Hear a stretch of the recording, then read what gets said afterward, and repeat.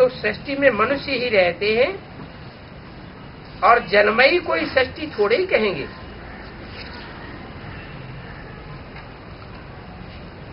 इस सारी सृष्टि पर जल ही जल हो जाए, कुछ भी न बचे। भारत खंड तो अविनाशी गाया हुआ है। अगर सारी ही सृष्टि जलमयी हो जाए फिर तो भारत खंड भी न बचे। भारत बचता है और दूसरे धर्मखंड वो सब खलास हो जाते हैं। क्यों? भाव आया है, भाव आप आया हुआ है तो सबको बचा लेना। सब धर्मखंडों को नहीं बचाता। भारत खंड बचता है। क्यों बचता है? क्योंकि आदि से लेकर के अंत तक कोई न कोई आत्मा ऐसी है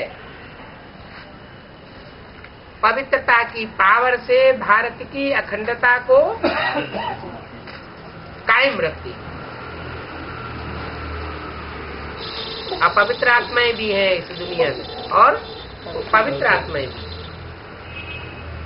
कोई आत्मा ऐसी पवित्र पार्ट बजाने वाली है कि आदि से लेकर के अंत तक विविचार में नहीं आती। ऐसे नहीं कि पतित नहीं बनती है, पतित तो बनती है, लेकिन खासियत क्या है? और आत्माओं के मुकाबले उस आत्मा में क्या खासियत होगी? एक पति सदा बने। हाँ, एक के साथ पतित बनती है। पतित तो बनना है, ये कायदा है। क्या कोई भी आत्मा जो पावन है ऐसे नहीं सदैव पावन बनी रहेगी। आत्मा है तो जन्म मरण के चक्र में आएगी। जन्म मरण के चक्र में आएगी माने देह धारण करेगी। देह धारण करेगी माने देह का संग का रंग लगेगा। वो तो सब ठीक है, पतित बनेगी, लेकिन पतित बनना अलग बात है और बेविचारी बनना अलग बात है। तो पतित तो बनती ही आत्मा। आत्मा जैसे जैसे शरीर के देह के सुख भोगेगी तो नीचे गिरेगी। सुख भोगने से आत्मा की शक्ति क्षीण होती है, लेकिन एक क्षीणता ऐसी है कि तीव्र गति से क्षीणता होती है। जैसे द्वापर युग शुरू होता है तो कोई आत्मा ऐसी है जो द्वापर युग शुरू होते ही अति पतित बन जाती है और उसमें दूसरे धर्म की आत्माएं प्रवेश कर जाती है। जैसे कहते हैं ना, भय का भूत होता है, तो जिसके अंदर कमजोरी आती है उसी में भूतों का प्रवेश होता है। कमजोरी ना हो तो भूत प्रवेश नहीं करेगा, भय नहीं आवेगा। तो द्वापर युग के आज से ही ऐसी कौन सी आत्माएं हैं? इस्लाम धर्म की आत्माएं हैं जो संगम युग में बाप जब आते हैं तो बताते हैं कि ये व्यभिचार के दोष से दूर रहना है। क्या कोई का संग का रंग नहीं लेना, एक बाप को याद करना। वो क्या करती है? वो एक बाप को याद तो करती है, विकारों को तो स्थूल रूप में छोड़ती है, लेकिन फिर दृष्टि का विकार नहीं छोड़ पाती। दृष्टि से बेविचारी बन पड़ती है। तो संगम युग में ही अगर दृष्टि से बेविचारी बन पड़ी तो उनका फाउंडेशन स्वर्ग का कैसा पड़ेगा? तीव्र गति से नीचे गिरने का पड़ेगा या स्थायी रहेंगी? तीव्र गति से वो सतयुग में भी नीचे गिरती है, त्रेता में भी नीचे गिरती है, और गिरते गिरते द्वापर शुरू होते ही वो इतनी पतित हो जाती है, इतनी कमजोर हो जाती है कि जो भी आत्माएं ऊपर से आती हैं और उनको ऑक्युपाई कर लेती है। एक होता है सिर्फ पतित बनना एक के साथ, और एक होता है अनेकों के साथ पतित बनना। तो अनेकों के साथ जो पतित बनते हैं उनमें कमजोरी बहुत आ जाती है, उसको कहेंगे रावण राज। ऐसे नहीं कि सतयुग में राधा कृष्ण जो है वो सदैव पावन रहते हैं, 16 कला संपूर्ण रहते हैं क्या? सतयुग में जो राधा कृष्ण की आत्मा है वो 8 जन्म लेगी सतयुग में, तो सदैव 16 कला संपूर्ण रहेगी क्या? क्यों? क्योंकि जो दृष्टि का प्यार है, जो मुख का प्यार है, वो श्रेष्ठ इंद्रियों का प्यार भी धीमी गति से नीचे गिराता है। विविचार में तो नहीं आते, लेकिन नीचे तो गिरते हैं। त्रेता में भी श्रेष्ठ इंद्रियों का ही प्यार रहता है, नीचे गिरते हैं सुख भोगते भोगते। लेकिन विविचार दोष न होने के कारण वो आत्माएं वहां भी सशक्त रहती है, और जिन्होंने संगम युग में विविचार दोष को ग्रहण किया वो यहाँ फाउंडेशन पड़ जाता है उनका ज्यादा तेजी से नीचे गिरने का। तो कुछ आत्माएं ऐसी भी तो होंगी जो षष्ठ चक्र के आदि से लेकर के अंत तक कभी भी विचार में ना आने वाली हो, या परसेंटेज में बहुत कम भी विचार में आने वाली हो। तो जो कम भी विचार में आती हैं उतनी ही ज्यादा सुखी रहती है, उनको कहते हैं भारतवासी। वो ही भारत माता शिव की शक्तियां बनती हैं। जो जैसा होगा अपना साथी किसे बनाएगा? चोर को साथी बनाएगा, साहूकार को साथी बनाएगा। शिव है एवर प्योर, तो किसको साथी बनाएगा? जो षष्ठी रूपी रंगमंच पर 84 जन्मों में ज्यादा से ज्यादा पवित्र रहते हैं, अभिविचारी बन करके रहते हैं, उनको अपनी शक्ति बनाता है। इसलिए गायन है अंत का, क्या अंत का गायन है? भारत माता शक्ति अवतार अंत का यही नारा है। अंत का नारा क्यों है? अंत में सहयोग देगी वो आत्मा। क्यों? पहले क्यों न दे? मध्य में क्यों नहीं दिया? मध्य में दे दे। अच्छा काम तो जल्दी कर लेना चाहिए कि देर में करना चाहिए? जल्दी कर लेना चाहिए। फिर समझ में नहीं आया होगा, है? समझ में नहीं आया होगा। पवित्र बुद्धि है तो जल्दी समझ में आना चाहिए। जो अंत में किया सब कुछ किया है, जो अंत में किया सब कुछ किया। अंत में किया वो तो ठीक है, आदि में किया होगा तो अंत में भी किया होगा। आदि में एक आत्मा से 84 जन्म एक आत्मा से जोड़ा हुआ है, उन्हीं आत्माओं से नहीं, सबके लिए रुका हुआ है। ये 12 न्यारा फैसला अंत में ही होता है कि कौन अंत तक टिका रहता है, कौन अंत तक स्थायी होकर रहते हैं और कौन अंत में क्षीण हो जाते हैं।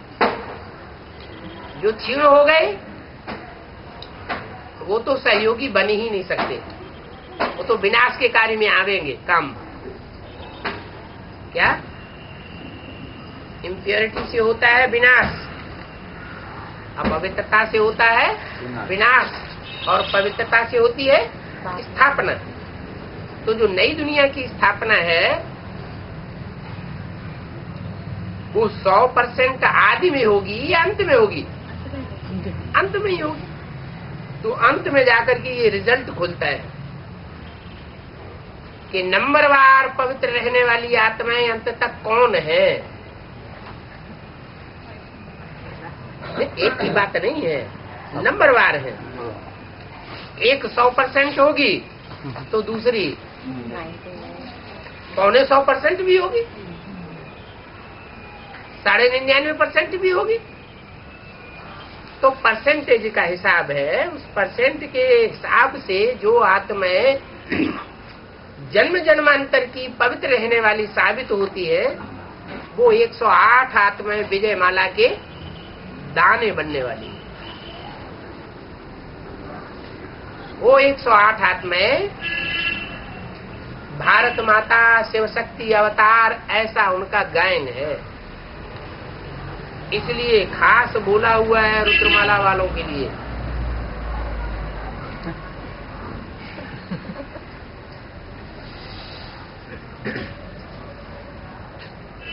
जो बेसिक वाले हैं वो तो इन बातों को जानते ही नहीं।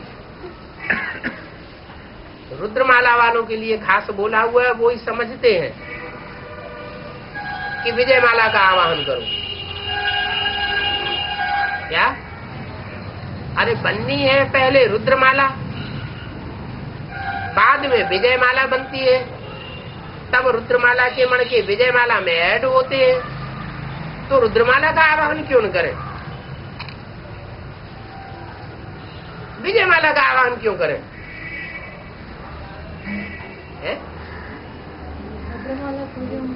पवित्रता जास्ती है, तो है विजय माला वालों में पवित्रता जास्ती है। सागर के बच्चे, सागर के बच्चे क्या हुए? नहीं, सागर के बच्चे भस्म हो गए। कहते हैं सागर के बच्चे भस्म हो गए। वो कचड़े को भस्म करते करते सूर्य के बच्चे जो है, सूर्य कचड़े को भस्म करता है ना, तो कैसे भस्म करता है? ठंडा रह के भस्म करता है या गर्म होकर के भस्म करता है? तो ये सागर के बच्चे हैं जो काम विकार में भस्म हो गए, जल मरे। ये बीज है सृष्टि के।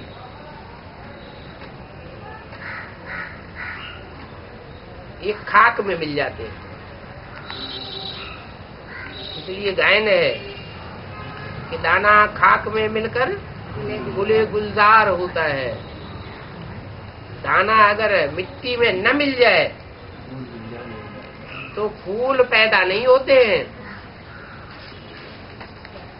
पेड़ पैदा नहीं बनता होता है, फल नहीं आते हैं।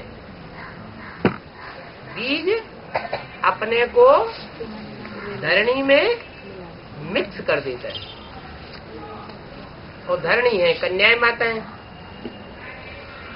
कन्याएं माताओं में भी दो प्रकार की धरणी है। एक है भारत माता और एक है जगत माता। जगत माता और जगत माता की भुजाएं भी हैं, और भारत माता और भारत माता की भुजाएं भी हैं। दो तरह की धरणी है, स्वदेशी और विदेशी। स्वदेशी धरणी में अगर बीज अपने को भस्म कर दे, राख बना दे, मिट्टी बना दे, मिट्टी में मिल जाए तो फायदा, या विदेशी धरणी में मिल जाए तो फायदा है? फायदा डूब जाता है, डूब जाता है। तो ये रुद्रमाला के मणके बेकार है, हैं? लेकिन भगवान बाप आते हैं तो विदेशी बन करके आते हैं, कि स्वदेशी बन के आते हैं? विदेशी बन करके आते हैं तो पहले किससे मिलते हैं? विदेशियों से मिलते हैं। उनसे कहते हैं बच्चे तुम डबल विदेशी हो, तुम डबल विदेशी मेरे को क्यों प्रिय हो? अरे खुद तो एवर प्योर है, एवर प्योर है तो पवित्र को पसंद करे, पवित्र आत्माओं को पहले उठाए, पतितों को क्यों उठाता है? हैं? पवित्र आत्मा को उठाना हैं? वो तो यावती है, उनको क्या उठाना है? पवित्र को पवित्र बनाने में कोई बड़ी बात नहीं है, लेकिन पतितों को पावन बनाना बड़ी बात है। वो बड़ी बात है। तो जो रुद्रमाला के मणके जो खाक में मिल जाते हैं, सागर के बच्चे भस्म हो गए, कहाँ की यादगार है? संगम की यादगार। एक कंपिल में यादगार क्यों बन गई है?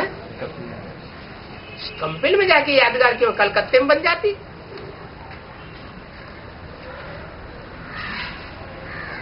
कंपिल में यादगार क्यों बनी है? कंपिल से वो बीज, सारी सृष्टि मनुष्य सृष्टि का बीज प्रत्यक्ष होता है। जो सारी मनुष्य सृष्टि का बीज है प्रजापिता, वो कहाँ से प्रत्यक्ष होता है? कलकत्ते से प्रत्यक्ष नहीं होता, कंपिल से प्रत्यक्ष होता है। तो जहाँ से प्रत्यक्ष होता है वो जो भी पार्ट बजाता है उसमें सुप्रीम सोल पार्ट बजाता है। इसलिए पार्ट बजाता है, सुप्रीम सोल उसमें प्रवेश करता है। तो कारण क्या है जो उसमें प्रवेश करके पार्ट बजाता है? मनुष्य सृष्टि करती है। नहीं, पतितों को पावन बनाने के लिए वो पार्ट बजाता है। ऐसे तो ब्रह्मा में भी प्रवेश किया, लेकिन ब्रह्मा के द्वारा सिर्फ गीता माता बनकर के सामने आया, ज्ञान आया हमारे सामने, लेकिन ज्ञान से पतित पावन नहीं बनता कोई। क्या? जितने भी जानवरियत के अवतार हैं वो सब जल में रहने वाले, वो जल को आधार बनाते हैं। और मनुष्य अवतार रामकृष्ण वो धरणी को आधार बनाते हैं। तो जो धरणी को आधार बनाने वाले हैं वो निरहंकारी बनते हैं, धरणी माता को महत्व देते हैं। इसलिए निरहंकारी होने के कारण धरणी का उद्धार करने के निमित्त बनते हैं। कलयुग के अंत में सबसे ज्यादा दुर्गति किसकी होती है? माताओं की दुर्गति होती है। पृथ्वी पर पापों का बोझ कलयुग के अंत में बहुत बढ़ जाता है। तो ऐसे टाइम पर जो माताओं का मान सम्मान करता है, उस मान सम्मान के आधार पर सारी सृष्टि का कल्याण होता है। उन माताओं में भी दो प्रकार की माताएं, एक विदेशी और एक स्वदेशी, या एक विदेश से प्रभावित होने वाली और दूसरी विदेशों से प्रभावित नहीं होती, प्रभावित होकर के अपनी पवित्रता को खंडित नहीं करती। तो दोनों प्रकार की जो माताएं हैं तो माताएं ना, धरणी तो है। ये तो ड्रामा बना हुआ है क्या कि स्वर्ग होगा तो नरक भी होगा, सुख होगा तो दुख भी होगा। ऐसे थोड़े ही कि सुखी ही सुख सृष्टि में हमेशा चलता रहे तो ड्रामा बन जाएगा। सुख और दुख ये दोनों चलते हैं। तो दुखदायी सृष्टि तब बनती है जब व्यभिचार बढ़ता है, और सुखदायी सृष्टि तब बनती है जब अव्यभिचार बनता है। सवाल ये था, रावण वो रुद्रमाला के मणकों को भगवान क्यों पसंद करता है? उनको राजा क्यों बनाता है? जो जन्म जन्मांतर पवित्र रहते हैं उनको राजा नहीं बनाता, उनको रानी बनाता है। क्या कारण है? वो याद की ये सब बीज है, रुद्रमाला आत्मा सब बीज है। नहीं, चलो बीज है, बीज तो वो भी है जो 4.5 लाख बीज के अंदर नहीं आएंगे क्या? जो विजय माला के मणके हैं वो 4.5 लाख बीजों में से नहीं है, वो जड़ है, वो सृष्टि के बीज नहीं है। 4.5 लाख बीज तो वो भी है। बाप को पहले रुद्रमाला जानते जमन हैं। के बाप को पहले पहचानते हैं। हाँ, विदेशी है क्या? बाप विदेशी बन करके आता है और विदेशी बच्चे बाप को पहले पहचानते हैं। क्यों पहचानते हैं पहले? क्योंकि बुद्धि की प्रधानता है?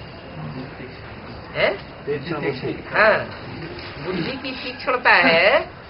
ये बुद्धि की तीक्ष्णता भी कैसे आती है उनमें? बुद्धि की तीक्ष्णता तो आज के वैज्ञानिकों में भी है। उनको उठा लेना चाहिए, उनको नहीं उठाते।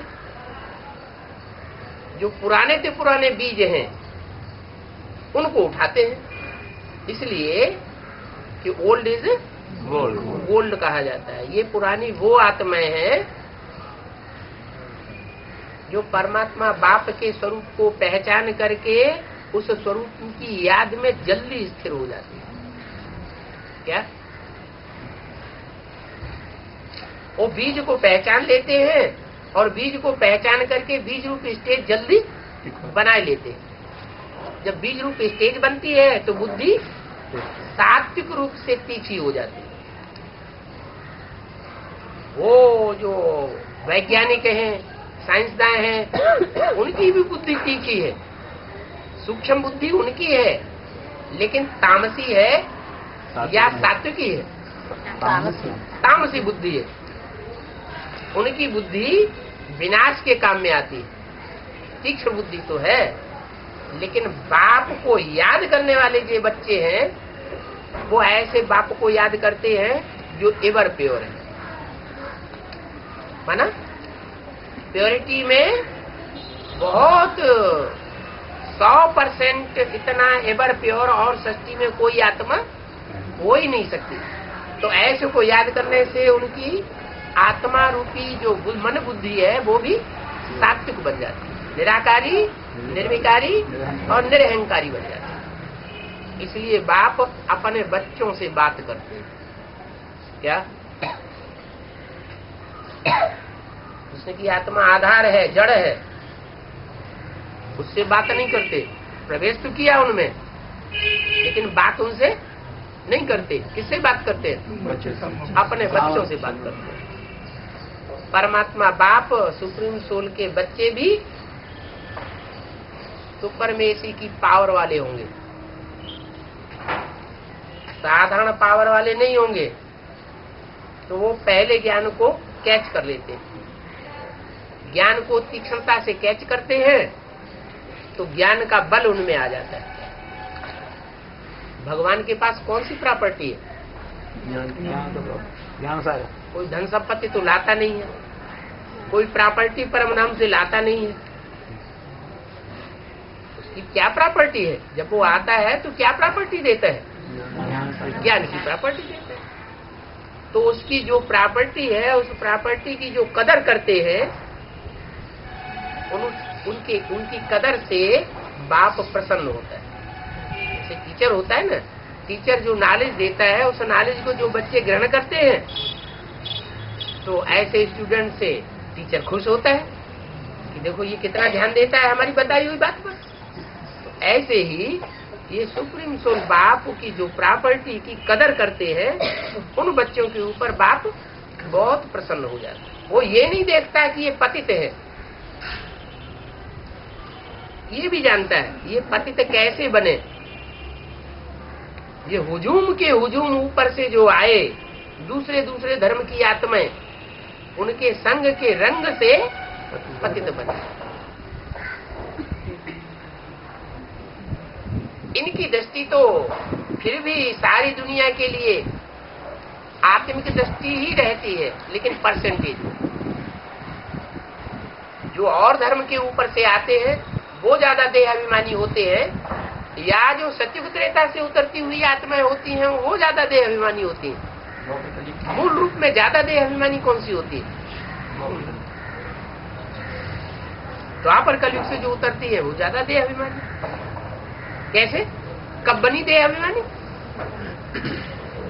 संगम युग में जब बाप आया था तो उन्होंने ज्ञान की बातों पर ध्यान नहीं दिया, बाप को पहचाना नहीं, ठुकराते रहे। संदेश मिला, एक कान से सुना, दूसरे कान से निकाल दिया। तो पहचान न होने के कारण न आत्मा की पहचान हो पाई, न सुप्रीम सोल बाप की पहचान हो पाई। तो अंत में वो पीछे रह जाते हैं ईश्वरीय पढ़ाई में पीछे रह जाने के कारण उनमें देहभान रह जाता है। देहभान ज्यादा रह गया, आत्मा भान कम रहा। तो जितना जितना आत्मिक स्टेज वाला होगा उतना उतना सृष्टि के आदि में जन्म लेगा, और जितना जितना देहभान वाला होगा उतना सृष्टि के अंत में आके जन्म लेगा। तब तक वो आत्मा वहां परमधाम में पड़ी रहती है। कलयुग में आने वाला आत्मा उतना देहाभिमानी देहाभिमानी उन्हें ध्यान देती है। परमधाम से जो भी आते हैं, जो परमधाम से आती है तो आत्मा, लेकिन सजा खा के गई है या अपनी पुरुषार्थ से पुरुषार्थ करके आत्मा बन के गई है? सजा खा के गई है। तो जो सजाएं खा के गई है वो ओरिजिनल आत्मा है, या जिन्होंने अपना पुरुषार्थ करके आत्मिक स्टेज धारण की है वो ओरिजिनल आत्मा है? पुरुषार्थ करके जो गए हैं वो ओरिजिनल बाप के बच्चे हैं।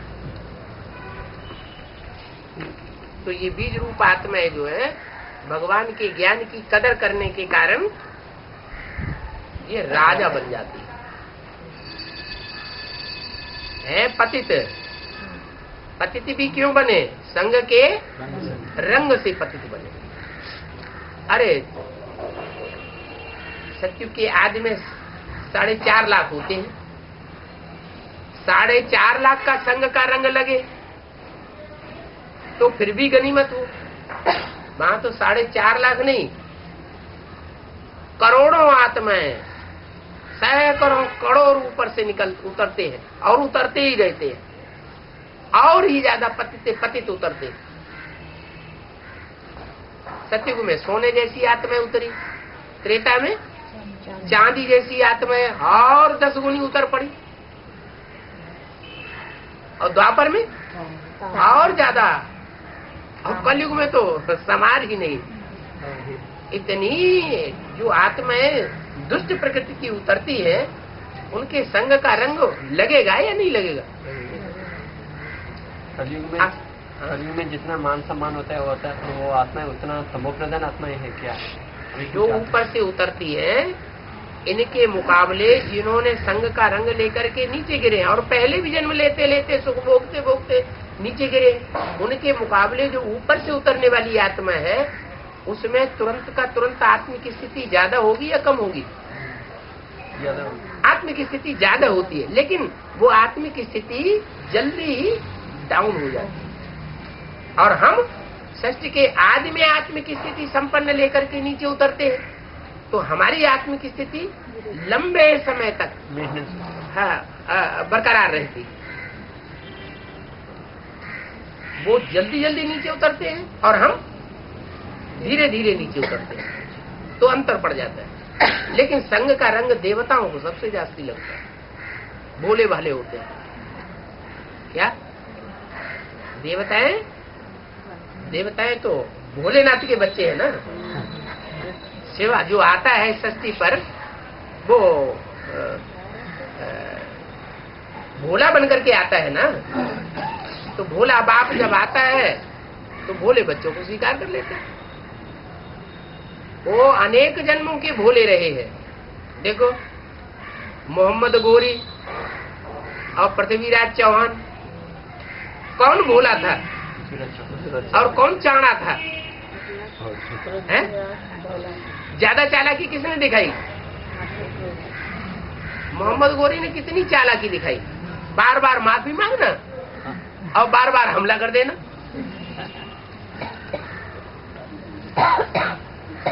तो भारतवासी जो है, जो 108 बीज हैं, जो सारी दुनिया में माला के रूप में सिमरण किए जाते हैं, उन आत्माओं की जो विशेषता है वो विशेषता आदि से लेकर के अंत तक अक्षुण्ण रहती है, नंबरवार पुरुषार्थ अनुसार। उनमें एक आत्मा ऐसी है जो आदि से लेकर के द्वापर के आदि से लेकर के अंत तक विदेशियों से संघर्ष करती रही। वो आत्मा यहाँ भी पहचान में आवेगी, उसके सहयोगी भी यहाँ पहचान में आवेंगे। कैसे कैसे पहचान में आवेंगे? जो भी हो, वो आज से लेकर के अंत तक यहाँ ब्राह्मणों की संगम की दुनिया में संघर्ष में रहेंगे। संघर्ष में रहते हुए भी वो अपनी सच्चाई को छोड़ने वाले नहीं है। उनकी भावना यही रहती है, सत्य की विजय हो, असत्य का नाश हो। तो अंत में जाकर के सत्य की विजय होती है और असत्य का नाश होता है। धर्म की स्थापना होती है, अधर्म का विनाश होता है। जो भी अधर्मी है, जो भी अधर्म दुनिया में फैले हुए हैं धर्म के नाम पर, वो सब नष्ट हो जाते हैं।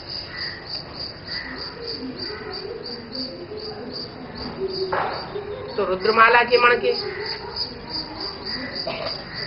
एक धर्म के तो बीज है नहीं, कितने धर्मों के बीज है? दुनिया में जितने धर्म फैले हुए हैं सब धर्मों के बीज हैं। सुप्रीम सोल बाप आकर के किसी धर्म से ईर्ष्या देश नहीं करता। हर धर्म की आत्माओं में से श्रेष्ठ आत्माओं को चुन लेता है। ऐसे कोई नहीं कह सकता कि हमारे धर्म को भगवान आता है, गॉड फादर आता है तो हमको धक्का मारता है। नहीं, हर धर्म की श्रेष्ठ आत्माओं को चुनता है। लेकिन धर्म की आत्माएं तो नंबरवार इस सृष्टि पर उतरती है ना। जो पहले पहले इस सृष्टि पर आवेंगे वो ज्यादा पावरफुल और श्रेष्ठ होंगे, या बाद में आने वाले ज्यादा पावरफुल और श्रेष्ठ होंगे? जो पहले पहले आते हैं वो ज्यादा पावरफुल भी होते हैं और श्रेष्ठ भी होते हैं, और जो अंत में उतरते हैं वो कम पावरफुल हैं और अपने से पहले आने वाले धर्मों के मुकाबले कम श्रेष्ठ हैं। फिर भी कोई नाली का अवगाहन करे, कोई नाला बह रहा है और नाले का कचरे का अवगाहन करे, तो उसमें भी कभी कभी अच्छी चीज निकल आती है, नहीं है? तो ऐसे ही जो अंतिम धर्म है, उन अंतिम धर्मों में से भी जो श्रेष्ठ आत्माएं हैं उनका चयन कर लेता है और चुनी हुई आत्माओं को फिर संसार में चमकाता है। ये काम परमात्मा परम पिता ही कर सकता है और कोई मनुष्य आत्मा नहीं कर सकती। क्यों नहीं कर सकती? क्योंकि सब में पार्शियलिटी भरी हुई है।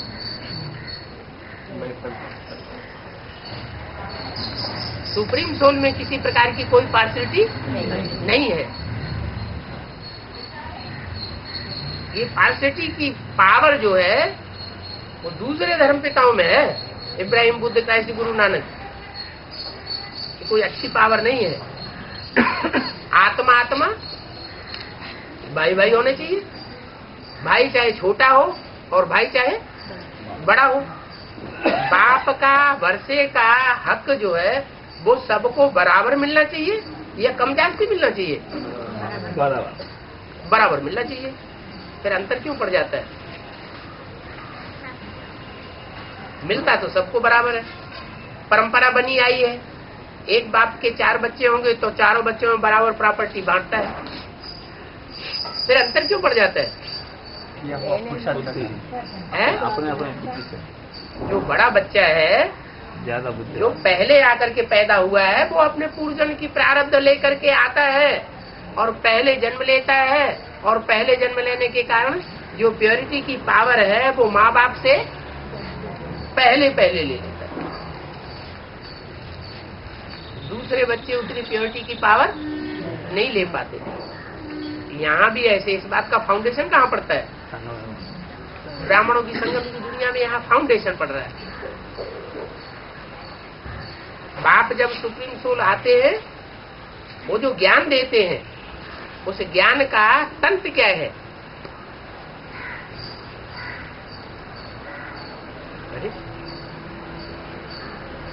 जब विनाश हो जाएगा, विनाश का टाइम आवेगा, अंत समय में ये ज्ञान तो नहीं रहेगा।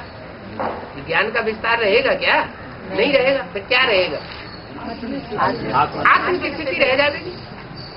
तो मुख्य फाउंडेशन की बात यही आत्म की स्थिति है। अमृत वेले उठ करके और कोई बात याद नहीं करना। क्या करना? एक बाप को तो पाप नहीं याद आएगा। पहले पहले देवभान में आएंगे, कल हमने इतनी सेवा की, हमने इतना ज्ञान सुनाया, जिसको ज्ञान सुनाया उसको कैसे कैसे पॉइंट सुना करके हमने डाउन किया। तो देवान आया या आत्माभिमान आया? देवान आ गया। फाउंडेशन ही देवान का पड़ गया। अरे हमने क्या सुनाया? हम तो तमो प्रधान आत्मा है। इस कलयुग के अंत में हम आत्मा कैसी है? अभी हम तो तमो प्रधान है। यज्ञ में जब बाप ने हमको उठाया था तब फिर भी हमारे अंदर सात्विकता थी, और अभी तो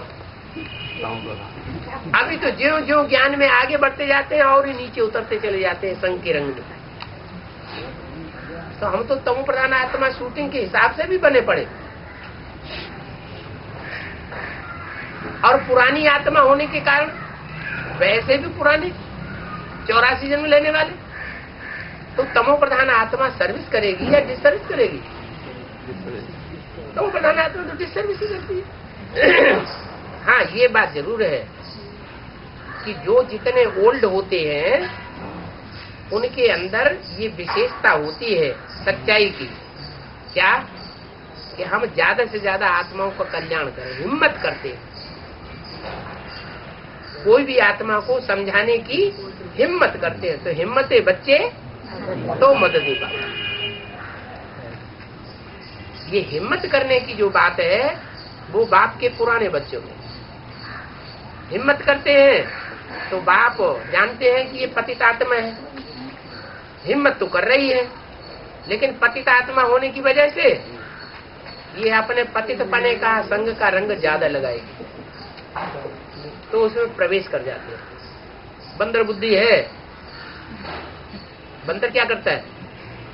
बंदर को कभी ध्यान से बैठ के देखो क्या करता है। कहीं बैठा होगा, ध्यान लगा के बैठेगा क्या? क्या करेगा? इधर देखा, इधर देखा। उसकी चंचलता बहुत प्रसिद्ध है। मन जो है बहुत ही चंचल होता है। तो ऐसे ही बाप जानते हैं कि इनकी मनुबुद्धि रूपी आत्मा तो ये बंदर संप्रदाय है, राम की सेना है। यही सेना मिलती है जन्म जन्मांतर बाप को अंतिम जन्म में आकर के। तो फिर भी हिम्मत बहुत होती है। कितनी हिम्मत होती है?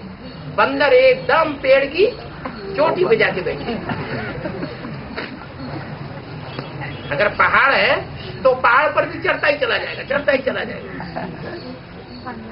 माने ऊंची चाड़ी पहनने की हिम्मत होती है। तो हिम्मते बच्चे मदद बाप। बाप आकर उन बच्चों का मददगार बन जाता है।